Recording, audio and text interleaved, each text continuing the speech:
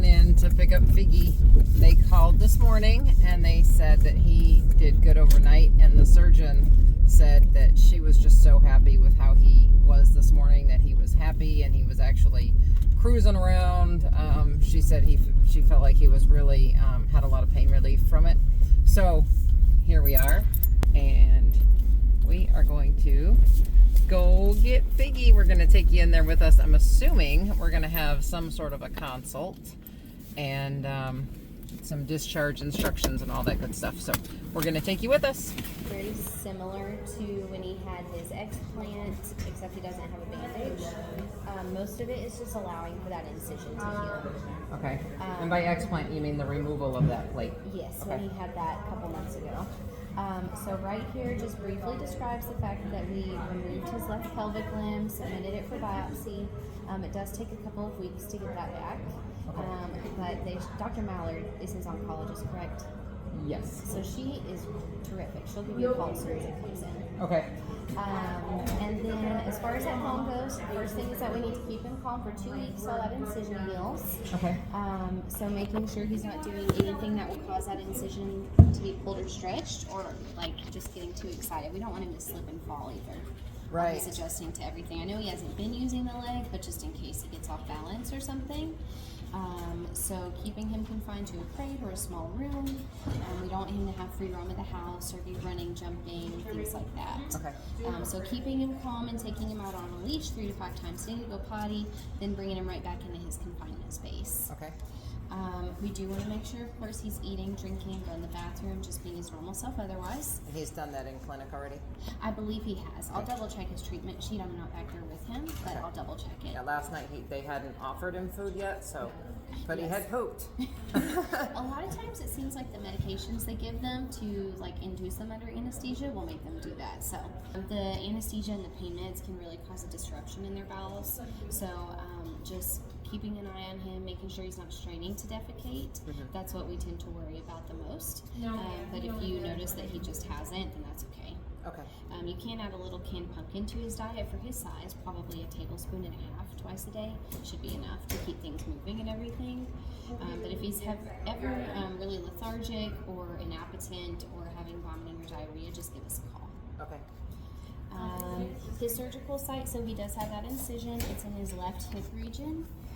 It is pretty, it looks like it's under some tension right now from the initial swelling, but it should start to look better as far as that goes. I think you'll know what I mean. Is it open or is it bandaged? Like there's probably not anything there to bandage, There's right? nothing to bandage, so it's just the incision that you'll monitor and watching for any evidence of infection, which I know you're familiar with what that looks like when you had that draining tract. So just keeping an eye on that. If you start to notice excessive redness or swelling, if there's any oozing from the incision, or if it looks like it's opening up. Okay. So you can give us a call, or you can send a photo to our email, and I've got that on this sheet of paper right here for you. Okay. And then he is going home with the comb. Do you guys have one of those at home already? I've got a big Kong, and he's so thick he kind of can't turn around with it. We'll send you with the comb for the car ride then. So yeah, just making sure that he's not able to get to that incision for the next 2 weeks. That's how long it typically will take to heal. And then you may notice a little bit of bruising and swelling. That can be normal. We just want it to look better every day. Sort of similar to when we had a TPLO put in. Exactly. Okay. Yes, ma'am. So just doing a warm, dry compress to that area will help. It doesn't have it on here, but we recommend like the damp washcloth. Throw it in the microwave for about 15 seconds. Make sure it's not too hot, and then put it in a Ziploc bag to keep it dry. And then you apply that to the area. What about rice sock? You could probably use that. I would just test it out, make sure it's not too hot. He doesn't have fur on that skin anymore, so it's not having the added protection. So just making sure it's not going to burn him or anything. And do we anticipate that will grow back, or will that remain? It should grow back. He may have a scar. As long as everything heals well, the scar is usually pretty minimal. Okay. But he may have a scar where that incision is. He does have external sutures, so those will need to come out in about 2 weeks, either with us or your primary vet. And then, like I said before, Dr. Mallard will give you a call when those biopsy results come back in. Okay. And then she'll just discuss next steps, what everything looks like, and stuff like that. Okay. Medications, I believe we have all of them at home already. So we're staying on the gabapentin? The gabapentin, the Tylenol 4, Uh-huh. and then the carprofen. Okay, I've got all of those. Perfect. I we usually want him to be on it for about 2 weeks. Okay. After surgery. And is that just that particular one, or are we going to kind of reassess it, suture removal, or? That's for all 3 of them. For 2 So we're weeks. hoping that we're going to come completely off. At 2 weeks, yes, ma'am. Oh, that would be so great for him. Yeah, I know he's been on them for a long time. Yeah. They haven't really been doing much, but Dr. Baskett was saying he seemed a lot more comfortable. She after surgery called and this everything. morning and she said he is like, thank you for taking that off, that dead weight. And she's like, I've never seen one this good post-recovery. Yeah, most times they're having a hard time, but yeah, Sabrina, she even went back there and she was like, Fig, and he just went and snoring. Whoever I spoke with last night said he was up snoring all night. Was it? Yeah. And it's got the next doses due on here, so the Tylenol 4 will be due at 6, gabapentin at 10, and then carprofen is at 6 p.m. Okay. Now initially, so I had only been doing the gabapentin twice a day. Do you want him on that more closer to the 8 hours right now? I probably would, Okay. at least for the first couple of weeks, just to see how everything is. As long as he feels good at 2 weeks, then usually we will stop them. Okay. We don't usually have to wean them off. They tend to not have an issue. But we'll see how his pain level is and everything in 2 weeks. Okay. We're going to go grab him. They did just remove his IV, so he's got that bandage on his front leg. You'll just unwrap that when you get home. Aiden can't wait to see Figgy. He's got him some decaf coffee, sitting here waiting. He's gonna come right out that door.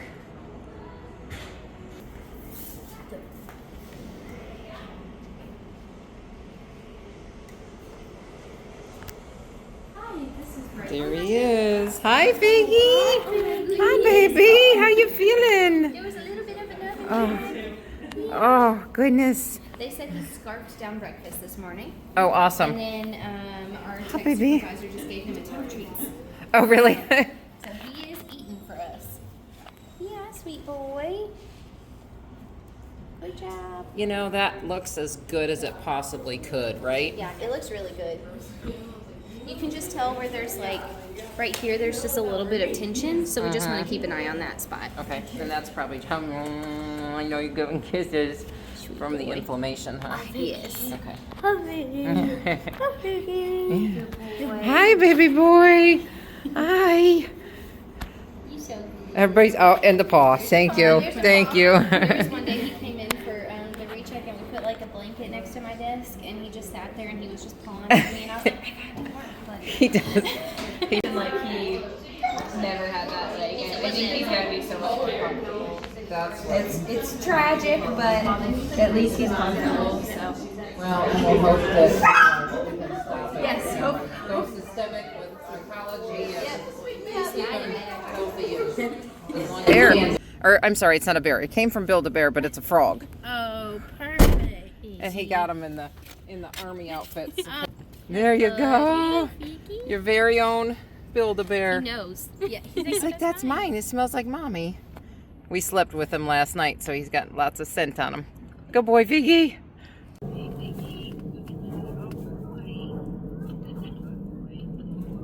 He's like, why is mom in my ear? And mom's right here. Oh, such a good boy. He's trying to come up in the front seat. You're such a good boy. Everybody loves you. Yeah, he is a fan favorite for sure. We're happy to have him home, and they're sorry to see him go. And there's his bear. We need to print that and say Figgy instead of Build-A-Bear. There he is. We're so happy to go home, Figgy. Yeah. Just such a good boy. Okay, we're heading home. Oh, so excited. We're so excited to take him home. I know. Thank you. Are you ready, Aiden?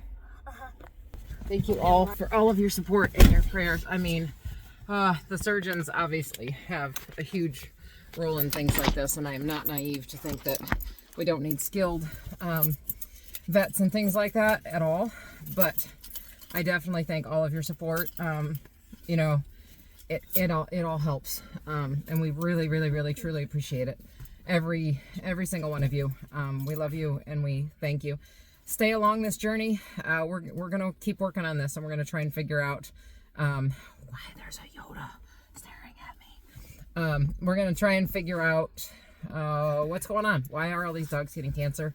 and how can we prevent it. So we're not going to let Fig's bad luck, I guess you could say, we're not going to let that just be bad luck. We're going to use it to make something good out of it. So stay along the journey, and we will try and update just as much as possible. But right now, we're going to get him home because we're excited to have him home. Thanks again, guys.